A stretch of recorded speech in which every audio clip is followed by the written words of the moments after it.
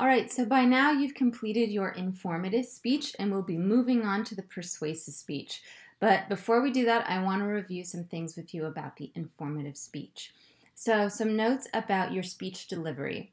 So a lot of you had really awesome attention getters, but don't forget to add enthusiasm to your attention getter. Remember, your note cards should be for when you forget what you're going to say for your speech. So always try to memorize at least your introduction and conclusion of your speech. This will ensure your credibility as a speaker. Remember also that the attention getter should really pull the audience in. So you want to be enthusiastic and make eye contact with your audience during your attention getter. A lot of times I might miss an attention getter because I'm just starting to write your name on the grading sheet and then the attention getter is already said and we've moved on with the rest of the speech. So really wait for a second, make eye contact with your audience members, add enthusiasm, and pull us in. The next is focus on your strengths. So I probably wrote some notes on your grading sheet for you about what you did well and maybe circled some things that you need to work on. So really focus on those strengths and keep going with that, and then focus on some areas that you want to improve. You're not going to be able to improve on every area before your next speech, but little improvements will make a big difference. All right, don't forget about your preview. So you should always have a preview in the introduction of your speech. Your preview should be in the same order as your main points. So make sure if your preview has those points in a specific order that is how they're ordered within the body of your speech. Work on having those clear main points throughout your speech and add some body language to go along with those main points. Make sure to use citations. So a lot of you had really great oral citations in your speech. Remember to always include the type of source, where it came from, and then the date of publication as well. For example, according to the New York Times of January 1st, 2020, they exclaim, and then the information after that. All right, add some movement. So I know we talked about this before when it comes to delivery, but don't forget to add movement to your speech. I would suggest moving with each of your main points.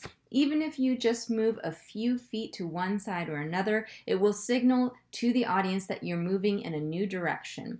A great time to move is during the transition statements or links in your speech.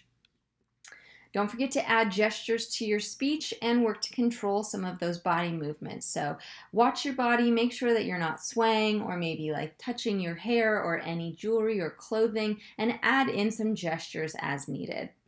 And finally, make eye contact with your audience.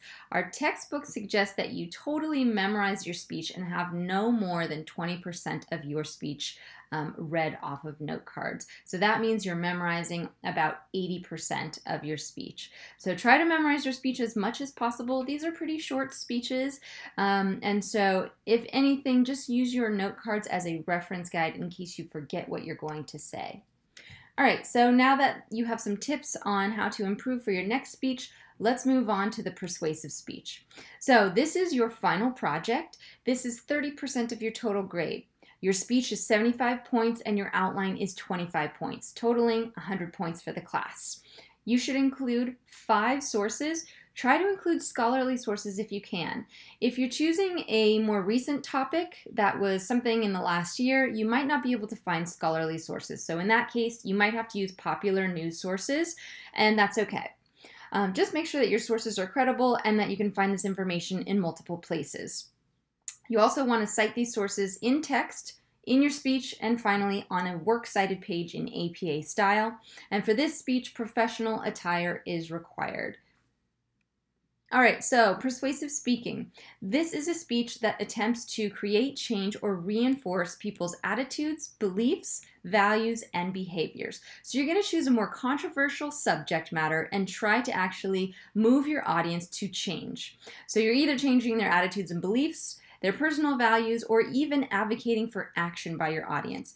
So maybe you want to give a speech on adopting animals versus shopping for pets, or banning puppy mills. Maybe you want to give a speech on the right to keep and bear arms, or maybe you want to choose a lighter subject like changing your diet and adding probiotics to your diet, or going vegan. All of these are good examples of persuasive speech topics. Okay, so any topic that you choose will be one of these 3 claims. It will either be a fact claim, a value claim, or a policy claim. So once you choose your topic, assess which type of claim you are trying to make, and then choose an organizational pattern based on which claim you're making. So let's get into each one. The first type of claim that you can make is a fact claim. This asserts something is true or false, and usually it's pretty easy to prove. So it could be something like smoking is bad for your health, you should quit smoking cigarettes. It could be something like texting and driving leads to more accidents, you should put your phone down while you drive. Or it could be something like plastic overuse is leading to pollution of our oceans and environment. All right, the next type of speech is a value claim, which isn't necessarily true or false, but attaches judgment to a specific topic, like this is good or bad, moral or immoral.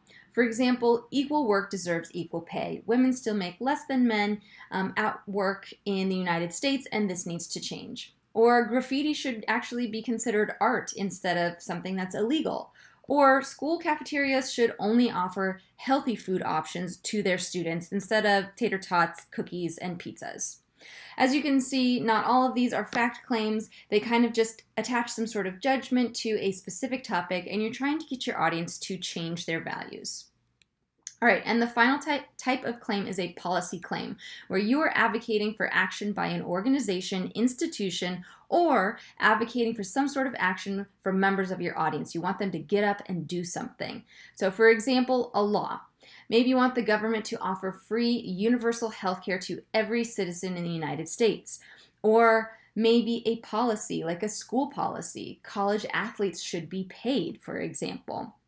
I had a lot of students give this speech on legalizing marijuana. Now, of course, this has been legalized in California, so if you wanted to choose a topic like this, you might have to look at we should legalize this federally. This can also be advocating for action from your audience. Like maybe you want your audience to vote for a certain policy or law, or maybe donate their time to a specific charity or nonprofit organization. For example, there's a lot of homelessness in Southern California, and donate your time and money to the Union Rescue Mission. All right, so how do you make your argument persuasive? We have what's called persuasive appeals, or techniques speakers use to get the audience to accept their argument. So the first one is logos, or logical appeals. So finding good research and organizing your main points in a way that makes sense to the audience. The next one is pathos, or emotional appeals. Depending on your topic, you might be able to pull in some narratives and stories that really pull on our heartstrings and emotions. Next is ethos, or speaker credibility. Do we like you as a speaker? Is the information you're presenting biased, or is it objective? And how are you delivering this information? Do we believe you? Are you delivering the information in a nice, honest, and truthful manner? And finally, mythos. So incorporating some sort of history or culture into your speech and really making us feel a part of it. For example, the right to keep and bear arms, you could relate this to our Second Amendment right and our right as an American. So you might be able to use all 4 of these in your speech. Sometimes you might only be able to use 2 or 3, and that's okay. The best combination is to use a couple of these throughout your speech. So for example, making your argument nice and organized, logos, pulling in emotional or mythos if you can, and then finally practicing your speech over and over again so you deliver it in a nice, clear, confident tone, ethos. All right, so how do you organize the persuasive speech? Organizing this speech is a little different from your other speeches. So we have 3 different ways you can organize your speech. I put sample outlines online for you on Canvas so you can actually download these 3 different persuasive strategies. Use one of these to organize your main points. So let's get into the first one, the problem, cause, solution strategy. So when using this strategy, what you're going to do is organize your 3 main points into problem, cause, and solution. So let's say I'm going to talk about homelessness in Los Angeles. I first want to introduce this problem. I might want to start off with interesting stats and I might want to start off with some interesting facts and statistics about the homeless population in Los Angeles. Really outline this problem for us. Then you're going to talk about the causes of this problem, or why this is a continued problem, why this problem persists. Well, the cost of living is very expensive in Southern California, minimum wage is not very high, the job market isn't that great, or even things like mental illness could be factors. So now that we're on board with a problem, reasons why the problem still exists, you need to give your audience clear solutions or things that they can actually do to help solve this problem. For example, community support and outreach. You could go to a specific nonprofit organization and donate money or time. You could donate canned goods. This is where you want to provide your audience with really specific action steps to help with this solution. All right, the next model is the cause-effect solution. This is really great for value claims or current events or hot topics. So the first thing that you want to do is talk about the issue at hand. So we have cause here, and I put in parentheses topic. You're just basically telling us what the cause is. Not the cause of the problem, but the cause as in the topic. So identify what's happening. So I want to talk about air pollution. This is the cause that I want to draw attention to. Next, I want to talk about all the negative effects of air pollution. So I want to say that there's an extreme amount of air pollution, especially in Southern California. This is leading to negative effects or consequences. Things like respiratory problems and greater problems like global warming. And then finally, I want to offer clear solutions for my audience or action steps. So some of the things that you might be able to do are maybe take public transportation or vote for clean energy and solar wind. If you see this pop up on new bills, make a change by voting for these particular types of energy instead of energy like coal. And finally, we have Monroe's motivated sequence. This is really great for motivating your audience to action or those policy claims. So the first thing you want to do is call attention to a specific issue. Tell us what's going on. This is not your attention getter. This is your first main point. So you're still going to have an introduction with an attention grabbing statement, but this is your first main point and you're calling attention to a specific issue. So for example, I want to talk about opioid addiction in the United States.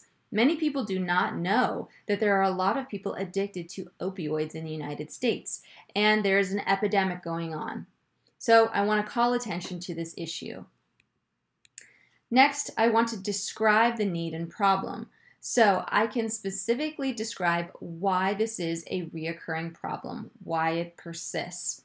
Americans have easy access to prescription medication, making this addiction to opioids accessible and extremely easy for someone to become physically and mentally addicted to this drug.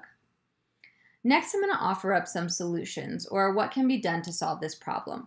Seeing as it's an epidemic, I would say that we need more regulation of this medication, so laws need to be changed in the United States. As you can see, this is really similar to our problem-solution model. Here's the next step. A visualization. So this is where you're going to visualize the world if your policy changed. Or you can even tell a narrative or specific story to illustrate your point. For example, I can describe that if we stop overprescribing, we can then help prevent addiction early on. I had a friend who went to college. He was a college athlete. He had knee surgery and was prescribed opioid medication. After only 6 weeks of being on this pain-killing medication, he became physically addicted, leading him to drop out of college and have to go to rehab. If the doctor had not overprescribed this medication for over 6 weeks, it's possible that my friend probably wouldn't have had to drop out of school and end up in treatment. And finally, what can we do as audience members to help solve this problem? So we know there needs to be regulation of medication, but what can we do? This is where you outline some sort of action plan for your audience. So stop opioid addiction before it begins. Write your congressperson or senator at this particular website and tell them that this is a problem that needs a solution. Tell them that we need laws, new bills, something that would change this. As you can see, Monroe's motivated sequence has 5 steps. So in your outline, you will have 5 main points instead of 3 main points. All right, so this week you do have some homework assignments. You need to turn in your persuasive speech topic. You'll be watching a student's speech and critiquing that student, and then you'll be turning in your persuasive outline and delivering a speech. So check for these dates on Canvas, these upcoming due dates, and of course, email me if you have any questions.